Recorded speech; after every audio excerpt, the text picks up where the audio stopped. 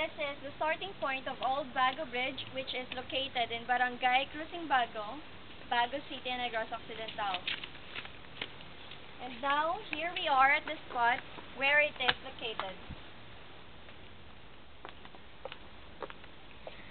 Old Bago Bridge is a steel span of 600 feet long and 40 feet above the water, traversing the wide river of Bago between Poblacion and Bago Maao Crucing.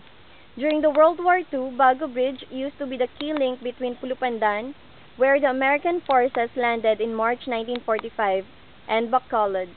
When the Americans landed and were on their march from Pulupandan to Bacolod, the Japanese forces planned to blow up the bridge in order to delay their arrival in Bacolod, where the Japanese had their headquarters. On March 29, 1945, at 4:30 a.m., American soldier Theodore C. Winder was killed while securing the bridge before the Japanese could blow it up. The bridge was able to withstand the threat of war and time, but unfortunately, when Typhoon Ruping in 1991 hit Negros, the bridge was destroyed by flood brought by strong wind and rain.